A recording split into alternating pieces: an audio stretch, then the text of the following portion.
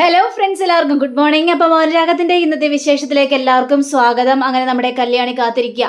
ആ സമയത്താണ് രൂപയെയും കൊണ്ട് കിരണും അതേപോലെ തന്നെ CS കൂടി കയറി വരുന്നത്. അപ്പം അമ്മയെ കണ്ടു കഴിഞ്ഞപ്പോഴേക്കും കല്യാണിക്ക് ഭയങ്കര ഒരു സന്തോഷം തോന്നുകയാണ്. ഓടിച്ചെന്ന് കെട്ടിപ്പിടിച്ചിട്ട് അമ്മ എങ്ങനെയുണ്ട് അമ്മ, അമ്മയ്ക്കിപ്പോൾ കുഴപ്പമൊന്നുമില്ലല്ലോ എന്ന് ചോദിച്ചപ്പോഴേ എനിക്ക് കുഴപ്പമൊന്നുമില്ല മോളെ, ഇപ്പോൾ ആശ്വാസമായിട്ടുണ്ട്. പക്ഷേ ഷാരി ഐസിയിൽ തന്നെയാണല്ലോ, ഷാരിക്ക് ഇപ്പോൾ ഒരു ഭേദവും ഇല്ല, ആ ഒരു അവസ്ഥയിൽ തന്നെ തുടരുകയാണെന്നൊക്കെ അവിടെ പറയാം. ഇത് കേട്ട് കഴിഞ്ഞപ്പോഴേക്കും കല്യാണിക്ക് ഭയങ്കര സങ്കടം തോന്നുകയാണ്. എന്നാലും ഇതെങ്ങനെ സംഭവിച്ചെന്ന് ആലോചിച്ചിട്ട് ഒരു എത്തും പിടിയും കിട്ടുന്നില്ലല്ലോ മോളെ എന്നൊക്കെ ചോദിച്ചു കഴിഞ്ഞപ്പോഴേക്കും അതുതന്നെയാണ് എനിക്കും മനസ്സിലാവാത്തത്, എന്തുകൊണ്ടാണ് ഇങ്ങനെയൊക്കെ സംഭവിക്കാനുള്ള കാരണമെന്ന്. അപ്പോൾ CS ആണെങ്കിൽ രൂപ ഇനി കൂടുതൽ നേരം ഇവിടെ നിൽക്കണ്ട മോളെ, രൂപയും കൊണ്ട് അകത്തേക്ക് പോകും മോളെ എന്നും പറഞ്ഞുകൊണ്ട് രൂപയും വിളിച്ചുകൊണ്ട് കല്യാണി അകത്തേക്ക് കയറി ചെല്ലുകയാണ്. അപ്പോൾ നമ്മുടെ CS പറയണം, മോനെ ഇതിലെന്തൊക്കെയോ ദുരൂഹതയുണ്ടെന്ന് തന്നെയാണ് എൻ്റെ തോന്നൽ. കാരണം ഈ CCTV ക്യാമറയിൽ പോലും ഈ ഒരു രംഗം കാണിച്ചിട്ടില്ല. കാരണം അപ്പോൾ മുൻകൂട്ടി തന്നെ പ്ലാൻ ചെയ്ത് ഇങ്ങോട്ട് ഇറങ്ങിയതാണ്. എന്നിട്ട് ഈ CCTV ക്യാമറ വരെ അവർ ബ്ലോക്ക് ചെയ്ത് വെച്ചിരിക്കുകയായിരുന്നു. അപ്പോൾ അടുക്കള വഴിയാണ് പോന്നിരിക്കുന്നതെങ്കിൽ ആ അടുക്കള ഡോറിൽ കുത്തി തുറന്നതിൻ്റെ ഒരു ലക്ഷണവും കാണുന്നില്ല. അപ്പോൾ എന്തായിരിക്കും അതിൻ്റെ സത്യാവസ്ഥ? അപ്പം അകത്ത് നിന്ന് ആരോ ഡോറ് തുറന്നു കൊടുത്തിട്ടുണ്ട്. അച്ഛൻ എന്താ പറഞ്ഞു വരുന്നത് എന്ന് ചോദിച്ചു കഴിഞ്ഞപ്പോഴേക്കും, മോനെ ഇവിടെ അന്നുണ്ടായിരുന്നത് കല്യാണിയും ഷാരിയും മാത്രമാണ്. ഇവരല്ലാതെ അയാൾക്ക് ആരാണ് ഡോറ് തുറന്നു കൊടുക്കുക? അപ്പോൾ സംശയിക്കേണ്ട കാര്യമുണ്ടല്ലോ. ഈ ഷാരിയെ സംശയിച്ചത് കൊണ്ട് എന്താണ് മോനെ പ്രശ്നം എന്ന് ചോദിക്കുമ്പോൾ, ഷാരി ആൻറ്റിയെ അങ്ങനെ സംശയിക്കണ്ടങ്ങളെ അച്ഛാ. കാരണം ഷാരി ആൻറ്റി ഇപ്പോൾ ആ ഒരു തരത്തിലല്ലല്ലോ, അങ്ങനെ നമ്മളോട് അങ്ങനെ ദ്രോഹം ചെയ്യില്ല. കാരണം എല്ലാ സൗകര്യങ്ങളും നമ്മളാണല്ലോ ഇപ്പോൾ ആൻറ്റിക്ക് വെച്ച് കൊടുത്തിരിക്കുന്നത്. അപ്പോൾ അതുകൊണ്ട് തന്നെ ആൻറ്റി നമ്മളോട് ദ്രോഹം ചെയ്യുമെന്ന് എനിക്ക് തോന്നുന്നില്ല എന്ന് പറഞ്ഞു കഴിഞ്ഞപ്പോഴേക്കും, മോനെ ഷാരി ഇപ്പം എല്ലാം കൊണ്ടും തകർന്നൊരവസ്ഥയിലാണ്. തൻ്റെ ഭർത്താവ് നഷ്ടപ്പെട്ടു. രൂപ ഏട്ടത്തി എന്നും വിളിച്ചുകൊണ്ട് ഭയങ്കര സ്നേഹത്തോടു കൂടി തന്നെയായിരുന്നു ഷാരിയോട് പെരുമാറിക്കൊണ്ടിരുന്നത്. പക്ഷെ ഇപ്പം അങ്ങനെയല്ല. ഇപ്പോൾ ഈ വീട്ടിലെ ഒരു വേലക്കാരിയെ പോലെയാണ് രൂപ ഷാരിയെ കാണുന്നത്. ആ ഒരു എല്ലാ കാരണം കൊണ്ടും മനോവിഷമമുണ്ട്. പിന്നെ അതുകൂടാതെ തന്നെ ഇത്രയും വർഷക്കാലം തൻ്റെ സ്വന്തം മകളായിട്ട് സ്നേഹിച്ച സരയു ഇപ്പോൾ ഷാരിയുടെ അടുത്തല്ല, അതായത് സ്വന്തം പെറ്റമ്മയുടെ കൂടെയാണ് ഇപ്പോൾ സരയു ജീവിക്കുന്നത്, അതായത് താരയോടൊപ്പം. ആ ഒരു മനോവിഷമമൊക്കെ ഈ ഷാരിക്കുണ്ടാകും. അപ്പോൾ ഉള്ളിൻ്റെ ഉള്ളിൽ ആ ഒരു ദേഷ്യവും വൈരാഗ്യമൊക്കെ നമ്മളോട് ഇല്ല എന്ന് ആർക്കറിയാം? കല്യാണി കാരണം തന്നെയാണല്ലോ താര ഇവിടെ വരാനും സരയു എന്ന മകളെ കണ്ടുപിടിക്കാനുള്ള കാരണമൊക്കെ അത് കല്യാണിയാണല്ലോ. അപ്പം കല്യാണിയോട് വരിശം തീർക്കാനാണോ താര ഇങ്ങനെ ചെയ്തതെങ്കിലോ എന്നൊക്കെ ഇങ്ങനെ ഷാരി ഇങ്ങനെ ചെയ്തതെങ്കിലോ എന്നൊക്കെ ഇങ്ങനെ പറഞ്ഞു കഴിഞ്ഞപ്പോഴേക്കും, അച്ഛൻ അങ്ങനെ ഒരു ഡൗട്ട് ഉണ്ടെങ്കിൽ അത് എനിക്ക് തള്ളിക്കളയാനായിട്ട് പറ്റില്ല. പക്ഷേ എന്തുകൊണ്ടായിരിക്കും താരാൻ്റെ കല്യാണിക്ക് അങ്ങനെ ഒരു മെസ്സേജ് അയച്ച് സൂക്ഷിക്കണമെന്ന് പറഞ്ഞുകൊണ്ട്? അത് തന്നെയാണ് മോനെ പോയിന്റ്. എന്തുകൊണ്ടായിരിക്കും താര അങ്ങനെ അഴിച്ചിട്ടുണ്ടാവുക? അവൾ അങ്ങനെ നിസ്സാരമായിട്ട് നടക്കൊന്നുമില്ല. കല്യാണിയെക്കുറിച്ച് അത്രയും നല്ല പേടിയുള്ളത് കൊണ്ട് മാത്രമാണ് താര അങ്ങനെ ഒരു കാര്യം അഴച്ചിരിക്കുന്നത്. അപ്പോൾ അത് എന്തുകൊണ്ടാണ്, എന്തിനു വേണ്ടിയാണ്, ആരെ പേടിച്ചിട്ടാണ് ഇതൊക്കെ ചെയ്തതെന്ന് നമുക്കൊന്ന് അറിയണമല്ലോ. നമുക്കൊരു കാര്യം ചെയ്യാച്ചാ, കല്യാണിയെ തന്നെ വിടാം. കല്യാണിയുടെ ആവുമ്പോൾ താരയാൻറ്റി സത്യങ്ങളെല്ലാം തുറന്നു പറയും. താരയാൻറ്റി സംസാരിച്ചില്ലെങ്കിലും ആ താരയാൻറ്റിയുടെ എല്ലാ ഭാഷകളും കല്യാണിക്ക് പെട്ടെന്ന് തന്നെ അറിയാനായിട്ട് സാധിക്കുമല്ലോ. അപ്പോൾ കല്യാണിയെ പറഞ്ഞു വിടുന്നതായിരിക്കും നല്ലത്. മോൻ്റെ ആ ഒരു തീരുമാനം നല്ലതാണെന്നൊക്കെ CS പറയണം. ഇനി ഇങ്ങനൊരു കാര്യം ആവർത്തിക്കാനായിട്ട് പാടില്ല. കാരണം ഇവിടെ കയറി ആരാണെന്ന് അറിയണ്ടേ? കല്യാണി ആണെങ്കിൽ ആളെ കണ്ടുമില്ല, മുഖം മൂടി വെച്ചിരിക്കുകയായിരുന്നു എന്നാണ് കല്യാണി പറഞ്ഞത്. അപ്പോൾ പിന്നെ ഇത് ആരാണെന്ന് കണ്ടെത്തണ്ടേ? ഇനിയൊരു ദുരന്തം ഇങ്ങനെ സംഭവിക്കാനായിട്ട് പാടില്ലല്ലോ എന്നൊക്കെ പറയുമ്പോഴാണ് കല്യാണി വരുന്നത്. അപ്പോൾ കല്യാണിയെ കണ്ടു കഴിഞ്ഞപ്പോഴേക്കും കിരൺ പറയുകയാണ്, കല്യാണി നീ പെട്ടെന്ന് താരാൻ്റെ വീട് വരെ പോകണം. എന്നിട്ട് താരാൻ്റിയോട് ചോദിക്കണം, എന്തിനാണ് എനിക്ക് ഇങ്ങനെ ഒരു മെസ്സേജ് അയച്ചതെന്ന്, അതിനുള്ള കാരണം എന്താണെന്ന് ചോദിക്കണം. കാരണം ഞാൻ അത് കിരണേട്ടനോട് പറയാനിരിക്കുമായിരുന്നു. താരാൻ്റി അങ്ങനെ ഒരു മെസ്സേജ് അയച്ചതിൽ എനിക്കും വളരെയേറെ ടെൻഷനുണ്ട്. എന്തെങ്കിലും പ്രശ്നം വീട്ടിലുണ്ടോ എന്ന് പോലും എനിക്കിപ്പോൾ ഒരു സംശയമുണ്ട്. ഇനിയിപ്പോൾ സരയും അതേപോലെ തന്നെ താരയും കൂടി തമ്മിൽ എന്തെങ്കിലും വഴക്കുണ്ടോ എന്ന് CS ചോദിച്ചു കഴിഞ്ഞപ്പോഴേക്കുമേ, അങ്ങനെ വഴക്കിടാൻ സാധ്യത കുറവാണ്. വർഷങ്ങൾക്ക് ശേഷം കിട്ടിയ മകളുമാണ്. പിന്നെ താര ആൻറ്റി വല്ലാതെ സങ്കടപ്പെട്ടിരിക്കുന്ന ഒരവസ്ഥയാണെന്നും സരയുവിനറിയാം. അതുകൊണ്ട് ഒരു വഴക്കിനും സരയും പോകില്ലെന്നാണ് എൻ്റെ ഒരു വിശ്വാസം എന്ന് കല്യാണി പറയുകയാണ്. കല്യാണി നീ എന്തായാലും താരാൻ്റെ അടുത്ത് ചെല്ല്, എന്നിട്ട് താരാൻ്റിയോട് വിശദമായിട്ട് കാര്യങ്ങളെല്ലാം ചോദിക്കുക. അപ്പോൾ കിരണാണെങ്കിൽ ഞാനും കൂടി വരാം എന്ന് പറഞ്ഞപ്പോഴേക്കും CS പറയണ, വേണ്ട കിരണേ നീ പോവണ്ട, നീ പോയി കഴിഞ്ഞിട്ടുണ്ടെങ്കിൽ ചിലപ്പോൾ സത്യങ്ങളൊന്നും താര കല്യാണിയോട് പറഞ്ഞു തന്നിരിക്കില്ല. അതുകൊണ്ട് കല്യാണി മാത്രം പോയാൽ മതി എന്ന് CS പറയുകയാണ്. ശരി, ഞാൻ തന്നെ പൊയ്ക്കോളാം എന്ന് പറഞ്ഞു കഴിഞ്ഞപ്പോഴേക്കും കല്യാണി അവിടെ നിന്ന് പുറപ്പെട്ട് നേരെ താരയുടെ വീട്ടിലേക്ക് ചെല്ലുകയാണ്. അപ്പോഴും അതുപോലെ തന്നെ താരയാണെങ്കിൽ ഇങ്ങനെ സങ്കടപ്പെട്ടിങ്ങനെ ഇരിക്കുന്ന സീനാണ് കല്യാണി കാണുന്നത്. ഇത് കണ്ട കല്യാണിയാണെങ്കിൽ താരാൻറ്റി എന്ന് പറഞ്ഞു വിളിക്കുകയാണ്. കല്യാണിയെ കണ്ടുകഴിഞ്ഞപ്പോഴേക്കും വളരെ സന്തോഷം തോന്നുകയാണ്. താരാൻറ്റി, ആൻറ്റിക്ക് എന്താ പറ്റിയത്? ആൻറ്റി എപ്പോഴും എന്തെങ്കിലും സങ്കടപ്പെട്ടിരിക്കുന്നത്? അല്ല, ആൻറ്റി എന്തിനാ എനിക്കൊരു മെസ്സേജ് അയച്ചത് നീ സൂക്ഷിക്കണമെന്നും പറഞ്ഞുകൊണ്ട്? എന്താ ആൻറ്റി കാരണം എന്ന് ചോദിച്ചു കഴിഞ്ഞപ്പോഴേക്കും താരയ്ക്കൊന്നും പറയാനായിട്ട് പറ്റുന്നില്ല. താര ഇരുന്ന് ഇങ്ങനെ കരയാണ്. കണ്ടോ, ആൻറ്റി ഇരുന്ന് കരയുന്നുണ്ടല്ലോ. ആൻറ്റിയുടെ കണ്ണുകളൊക്കെ നിറഞ്ഞു. അപ്പം ആൻറ്റിക്ക് കാര്യമായിട്ട് എന്തോ പ്രശ്നമുണ്ട്. എന്താ ആൻറ്റി, എന്താണ് ആൻറ്റിയുടെ പ്രശ്നം? എന്താണെങ്കിലും എന്നോട് തുറന്നു പറഞ്ഞൂടെ? എന്തിനാ ആൻറ്റി എനിക്ക് ഇങ്ങനെ ഒരു മെസ്സേജ് അയച്ചത്? അപ്പോൾ താര പറയേണ്ട ഒന്നുമില്ല മോളെ. ഇല്ല, ഒന്നുമില്ല എന്ന് പറഞ്ഞാലൊന്നും ഞാൻ വിശ്വസിക്കാനായിട്ട് പോകുന്നില്ല. ആൻറ്റി മനസ്സിൽ എന്തോ ഉള്ളത് കൊണ്ടാണ് ആൻറ്റി എനിക്ക് അങ്ങനെ ഒരു മെസ്സേജ് അയച്ചത് എന്നൊക്കെ ഇവർ സംസാരിച്ചുകൊണ്ടിരിക്കുമ്പോഴാണ് ദേ സരയു വരുന്നു. സരയു കല്യാണിയെ കണ്ടു കഴിഞ്ഞപ്പോഴേക്കും ആകൊന്ന് ടെൻഷൻ അടിച്ച് നിൽക്കുകയാണ്. ഇനി തൻ്റെ അമ്മ എന്തെങ്കിലും കല്യാണിയോട് പറഞ്ഞിട്ടുണ്ടാവോ എന്നുള്ളൊരു പേടി സരയുവിൻ്റെ മനസ്സിലുണ്ട്. എപ്പോൾ വന്നു കല്യാണി? എന്താ കല്യാണം ചോദിച്ചപ്പോഴേക്കും ഞാൻ ചുമ്മാ വന്നതാണ് ആൻറ്റിയെ ഒന്ന് കാണാൻ വേണ്ടി. ആൻറ്റിക്ക് ഈ ഇടയായിട്ട് വല്ലാത്ത സങ്കടം ഉണ്ടെന്ന് എനിക്ക് തോന്നി സരയു, അതുകൊണ്ട് ചോദിക്കാൻ വേണ്ടി വന്നതാ. ആണല്ലേ, എനിക്കും തോന്നിയായിരുന്നു.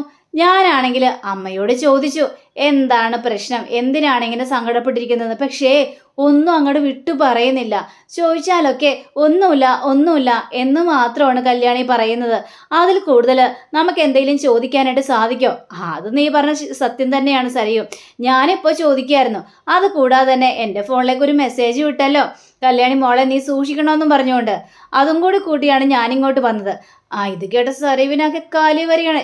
താരയാണെങ്കിൽ പേടിച്ച് വിറച്ച് വല്ലാത്തൊരവസ്ഥയിൽ ഇങ്ങനെ നിൽക്കുകയാണ്. അപ്പോൾ കല്യാണി ചോദിക്കുകയാണ്, എങ്ങനെയുണ്ട് ഷാരി ആൻറ്റിക്ക് എന്ന് ചോദിച്ചു കഴിഞ്ഞപ്പോഴേക്കും അമ്മയ്ക്കിപ്പോൾ കുഴപ്പമൊന്നുമില്ല, എന്നാലും ICUവിൽ തന്നെയാണ്, അപകടനില തരണം ചെയ്തുവെന്നാണ് ഡോക്ടർ പറഞ്ഞിരിക്കുന്നത്. എന്തായാലും അത്രയൊക്കെ ആയല്ലോ, വളരെയേറെ സമാധാനമുണ്ട്. അല്ല, ഞാൻ ഈ സമയത്ത് ചോദിക്കുന്നത് ശരിയല്ല, എന്നാലും ചോദിക്കുകയാണ്. നിങ്ങളുടെ ഇടയിൽ അങ്ങനെ ഒരു കാര്യം ഉണ്ടാവില്ലെന്ന് എനിക്കറിയാം സരയു. പക്ഷേ അമ്മയും മകളും തമ്മിൽ എന്തെങ്കിലും കാരണത്താൽ വഴക്ക് കൂടിയോ എന്ന് ചോദിച്ചപ്പോഴേക്കും ഞങ്ങൾ തമ്മിലോ? എന്താ കല്യാണിത്? ഞങ്ങൾ രണ്ടുപേരും തമ്മിൽ ഒരു വഴക്കുമില്ല, ഞങ്ങൾ വഴക്ക് ഇട്ടിട്ടില്ല. പിന്നെന്താ ആൻറ്റി ഇങ്ങനെ സങ്കടപ്പെട്ടിരിക്കുന്നത് എന്ന് ചോദിക്കണം.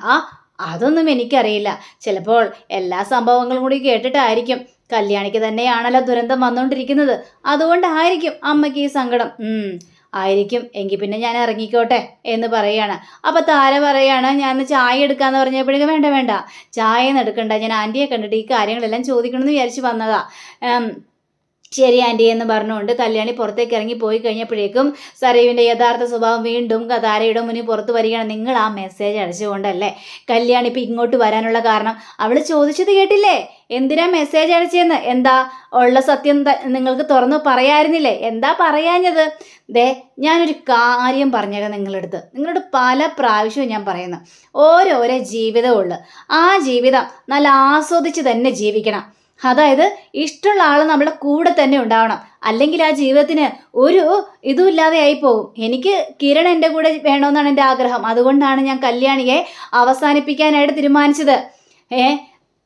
അപ്പം നിങ്ങളുടെ ആളുടെ കൂടെ വേണം നിൽക്കാനായിട്ട്, സ്വന്തം മകളുടെ കൂടെ വേണ്ട നിൽക്കാനായിട്ട്, അല്ലാതെ ഇന്നലെ കണ്ടവളുടെ കൂടെയാണോ നിങ്ങൾ നിൽക്കേണ്ടത്? നിങ്ങളൊന്ന് ചിന്തിച്ച് നോക്ക് എന്നിങ്ങനെ ചോദിക്കുമ്പോൾ നമ്മുടെ താരയാണെങ്കിൽ കൈ കൂപ്പി കാണിക്കുകയാണ്. എന്നെ വെറുതെ ഒന്ന് വിട് എന്ന് പറഞ്ഞുകൊണ്ട്. നിങ്ങളിപ്പോൾ കൈ കൂപ്പി കാണിച്ചിട്ടൊന്നും യാതൊരു കാര്യമില്ല. വർഷങ്ങൾക്ക് ശേഷം സ്വന്തം പെറ്റ മകളെ കിട്ടിയതാണ്. എന്നിട്ട് പോലും ഈ മകളോട് സ്നേഹം കാണിക്കാതെ ഇന്നലെ കണ്ടവള് ചിരിച്ചു കാണിച്ചപ്പോഴേക്കും അവളോട് സ്നേഹം കാണിക്കുന്നു. അങ്ങനെയല്ല ഒരമ്മ വേണ്ടത്. പെറ്റ മകളോടാണ് ഒരമ്മ സ്നേഹം കാണിക്കേണ്ടതും വാത്സല്യം കാണിക്കേണ്ടതൊക്കെ. അതിനുള്ള അവകാശമൊക്കെ ആ മകൾക്കുണ്ട്, മനസ്സിലായോ? എന്നിട്ട് നിങ്ങളെന്താ ഈ കാണിച്ചു കൂട്ടുന്നതെന്നൊക്കെ ചോദിച്ചുകൊണ്ട് താരയെ വഴക്ക് പറയാത്ത പറച്ചിലില്ല. ഇനി മേലെ ഞാൻ പറഞ്ഞല്ലോ, ഇനി മേലാൽ ഇങ്ങനത്തെ ഒരു പ്രവൃത്തി കാണിച്ചു കഴിഞ്ഞിട്ടുണ്ടെങ്കിൽ ഉറപ്പായിട്ടും എൻ്റെ തനി സ്വഭാവം നിങ്ങൾ മനസ്സിലാക്കും. പിന്നെ നിങ്ങൾക്ക് നിങ്ങളുടെ മകളെയും കൊച്ചുമകളെയും ഈ ജന്മത്തിൽ നിങ്ങൾക്ക് കാണാനായിട്ട് പറ്റില്ല. എനിക്ക് കിരണിനെയാണ് ആവശ്യം. ആ ഒരു ആവശ്യം എനിക്ക് അംഗീകരിച്ച് തരേണ്ടത് നിങ്ങളാണ്. അതുപോലെ നിങ്ങൾ ചിന്തിക്കാതെ നിങ്ങൾ അവൾക്ക് വേണ്ടി മെസ്സേജ് അയക്കുന്നു, അവളോട് കാര്യങ്ങൾ പറയാനായിട്ട് ഒരുങ്ങുന്നു. ഇതെവിടുത്തെ ന്യായമാണ് എന്നും ചോദിച്ചുകൊണ്ട് സാരി അവിടെ കിടന്നു ഭയങ്കര ബഹളം ഉണ്ടാക്കുക. അപ്പോൾ താരയാണെങ്കിൽ ഇനി അതെ താരയോട് നിങ്ങൾ ഇനി കൂടുതൽ സംസാരിക്കാൻ നിൽക്കരുത്, നിങ്ങൾ കയറി പോകാൻ നോക്കൂ. കല്യാണിയെ മോളെ കണ്ടു കഴിഞ്ഞപ്പോഴേക്കും അങ്ങോട്ട് കണ്ണീരൊക്കെ അങ്ങോട്ട് ഒഴുകി വരികയാണ് എന്നൊക്കെ പറഞ്ഞുകൊണ്ട് ഭയങ്കര ദേഷ്യത്തോടു കൂടി തന്നെ താര കരഞ്ഞുകൊണ്ട് അകത്തേക്ക് കയറി പോവുകയും ചെയ്യാണ്. അങ്ങനെ പിന്നീട് കാണിക്കുന്നത് നമ്മുടെ പ്രകാശനാണെങ്കിൽ ജയിലിലാണല്ലോ, അവിടെ ഓരോരോ ജോലികളും ചെയ്തുകൊണ്ടിരിക്കുക. അപ്പോൾ മനോഹർ വരികയാണ്. അപ്പോൾ മനോഹർ വന്നിട്ട് അങ്കിൾക്ക് പുറത്തു പോകണമെന്ന് ആഗ്രഹമുണ്ടോ അങ്കിളെ എന്നൊക്കെ ചോദിക്കുമ്പോഴേക്കും എടാ പിന്നെ അത് ആഗ്രഹിക്കാത്തത് ആരാടാ? എടാ നിന്റെ മകളെ കാണണമെന്ന് നിനക്ക് ആഗ്രഹമില്ലേ? അതേപോലെ തന്നെ എൻ്റെ പെൺമക്കളെ കാണണമെന്ന് എനിക്ക് വല്ലാത്തൊരു ആഗ്രഹമാടാ. അവരുടെ കൂടെ ജീവിച്ച് കൊതി തീർന്നിട്ടില്ല. അതിനു മുമ്പല്ലേ ഇങ്ങനെയൊക്കെ സംഭവിച്ചത്. പക്ഷേ ഞാൻ ചെയ്തത് നല്ല കാര്യം തന്നെയാണ് ഇപ്പം എൻ്റെ വിശ്വാസം. എൻ്റെ മോനില്ലേ വിക്രം, അവനെക്കുറിച്ച് ഞാൻ എന്നും ആലോചിക്കാറുണ്ട്, എന്നും. കാരണം അവനെ ഞാൻ എങ്ങനെയാണ് വളർത്തിയത്? എൻ്റെ കൈവെള്ളെ കൊണ്ടാണ് അവനെ ഞാൻ വളർത്തിയത്. അവന് വേണ്ടിയുള്ള എന്തെല്ലാം കാര്യങ്ങളെല്ലാം ചെയ്തു കൊടുത്തിട്ടുണ്ടെന്ന് അറിയാമോ? അവന് വേണ്ടി എൻ്റെ പെൺമക്കളെ എല്ലാം ഞാൻ തള്ളിക്കളഞ്ഞിട്ടുണ്ട്.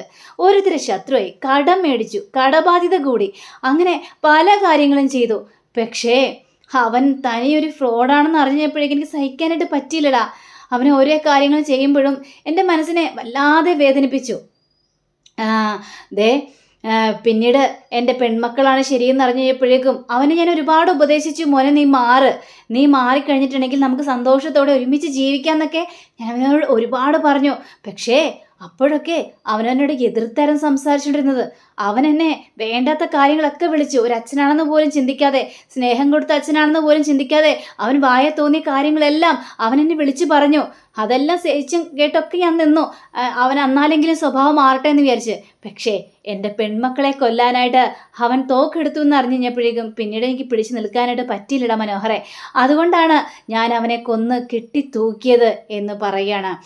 അപ്പോൾ ഞാൻ അവനെ കെട്ടി തൂക്കില്ലായിരുന്നെങ്കിലേ എൻ്റെ പെൺമക്കളെ അവൻ പോയി തോക്കെടുത്ത് വെടിവെച്ച് കൊന്നാനായിരുന്നു. ഇതൊന്നും സഹിച്ചു നിൽക്കാനായിട്ട് എനിക്ക് കഴിയില്ലടാ. ഇനി എൻ്റെ പെൺമക്കളെ സ്നേഹിക്കാനാണ് ഞാൻ തീരുമാനിച്ചത്. അതുകൊണ്ടാണ് ഞാൻ ലാളിച്ചും സ്നേഹിച്ചും താലോലിച്ച് വളർത്തിയ എൻ്റെ കൈ കൊണ്ട് തന്നെ അവനെ ഞാൻ കഴുത്ത് ഞെരിച്ച് കൊന്നത് എന്നൊക്കെ പറയുകയാണ്. അപ്പോൾ എൻ്റെ മക്കളെ ഇപ്പോൾ കാണണമെന്ന് ഞാൻ വല്ലാതെ ആഗ്രഹിക്കുന്നുണ്ട്.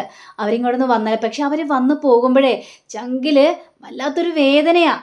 ഭയങ്കര ഒരു സങ്കടം സഹിക്കാൻ പറ്റുന്നൊരവസ്ഥ. ഇത് കഴിഞ്ഞപ്പോഴേക്കും അങ്ങളുടെ അവസ്ഥ തന്നെയാണ് എനിക്കും. എൻ്റെ മോൾ എന്നെ വന്ന് കണ്ടു കഴിഞ്ഞ് പോകാൻ നേരത്തെ എനിക്ക് സഹിക്കാൻ പറ്റാത്തൊരു വേദന തന്നെയാണ് അങ്കളെ എന്ന് മനോഹരം പറയുകയാണ്. അങ്ങനെ ഇവർ സംസാരിച്ചുകൊണ്ടിരിക്കുന്ന സമയത്താണ് പോലീസ് സൂപ്രണ്ട് വന്നിട്ട് പറയുകയാണ്, പ്രകാശ നീ ആഗ്രഹിച്ചതുപോലെ തന്നെ നിൻ്റെ പെൺമക്കൾ നിന്നെ കാണാൻ വന്നിട്ടുണ്ട്. അപ്പോൾ മനോഹർ പറയണം, ആഹാ കൊള്ളാലോ അങ്കിള് പോയി കണ്ടിട്ട് വാ എന്ന് മനോഹർ പറയുമ്പോൾ ശരിയടാ ഞാൻ എന്നാൽ പോയി കണ്ടിട്ട് വരാമെന്ന് പറഞ്ഞുകൊണ്ട് പ്രകാശൻ അങ്ങോട്ട് പോവാണ്.